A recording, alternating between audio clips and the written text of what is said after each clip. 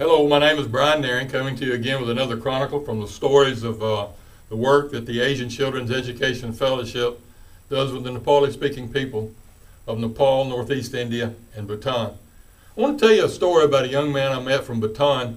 I was in Gantuk, Sikkim, working in our first teachers conference there that we held outside of Nepal.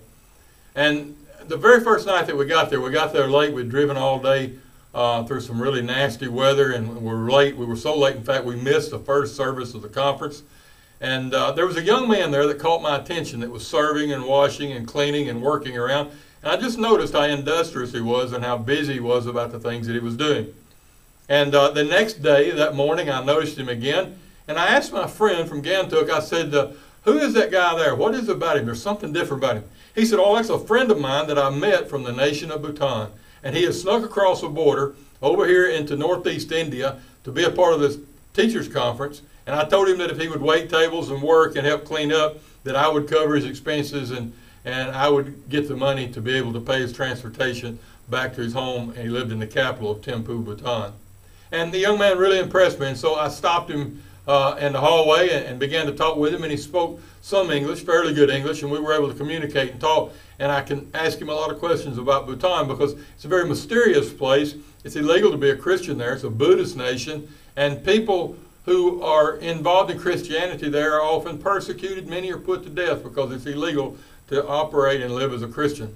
I found out after talking to him for a while that he was from an upper caste, from Brahmin caste Hindu family in a Buddhist nation, which made his life twice as complicated as it would have been just being a Christian. And furthermore, his father was a shaman or a witch doctor of sorts for a Hindu tribe in a Buddhist nation. And so this young man's life was full of chaos, and the stories of difficulty go on and on. But he was young, and he was single at the time, and he was very excited about living for the Lord. One of the messages I was preaching in that conference that day was on servanthood and how to serve and how we should be able to connect as a body and be a team and work together, and how each one of them needed each other in covering of prayer and studying together. And so I taught them the story and looked at the story about how Jesus, even though he was God, even though he was the highest and the greatest teacher of all of them, one of the last things he did when he left on the earth was to wash his disciples' feet and to teach them once again servanthood, serving each other at the lowest level is the greatest of the plan of God. It's still very hard for us, especially our Western minds, to understand the value and the strength of servanthood, but Jesus really taught it. And so I was teaching that, and I called Kenneth up because almost nobody knew him there, and he came up, and he was a part of that message.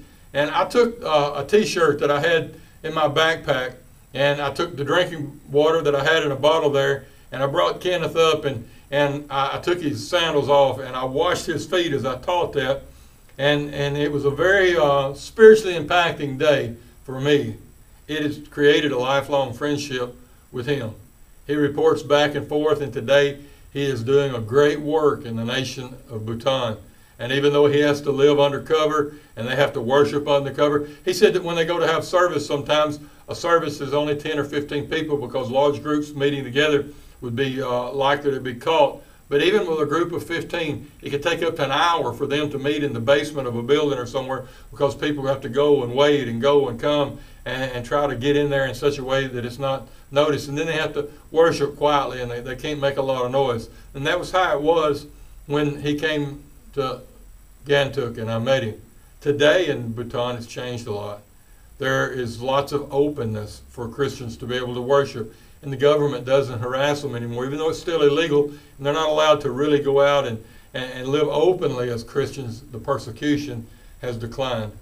And Kenneth has been able to travel freely across the nation, and we have trained with his help and our staff that's in India hundreds and hundreds and hundreds of Sunday school teachers in Bhutan. And we became friends while I washed his feet at a conference that he had slipped across the border to be a part of. He was a servant then, and he's a servant now. Now, his caste, his Brahmin caste, has caused him some conflict and some difficulties of being a Christian, because people don't trust upper caste Hindus. Christians have a very difficult time trusting the Brahmin. But Kenneth, so far, has proved himself faithful. I've known Kenneth now for the last 8 years, and over the last 8 years, he has been true and he's been faithful. He's on staff. We wire him money every year to help him with his living and stability there in the country. He is married now to a wonderful Christian young lady. They have 2 children. His mother, who was very opposed and almost hated him when I met him, has now become a Christian and moved in. And even his father has begun to communicate with him and talk to him after expelling from the family. And so God is opening up doors and allowing him to become close to his family once again. And it all happened way up in the mountains of Gantuk, just by washing his feet. We're thankful for our presence and our ability to do work in Bhutan. And every year I dream of the year I'll be able to cross that border and go into that Christian community and share and listen and hear their stories of how they served God when it was impossible. This will be the last of this story, but we'll be back with some more stories from the Chronicles of Nepal and the things that have happened there. Thank you for praying, and thank you for believing, and thank you for supporting these people. Not the Asian Children's Education Fellowship, because everything we do goes to them. We have no income here. We keep no administrative fees. We're just a cash flow agent that we move resources from here to the Christian workers of the Nepali-speaking people. Thank you for being a part of that. Thank you for helping. I'd like for you to go to our website and look at the website and the things that are there. You'll find it on the web at ACEF Nepal, ACEFNEPAL.org. And there you'll find more about the Asian children. But more than that, you'll find out about these wonderful Nepali-speaking people who, against all odds, live for God and expand the kingdom in their nation. Thank you.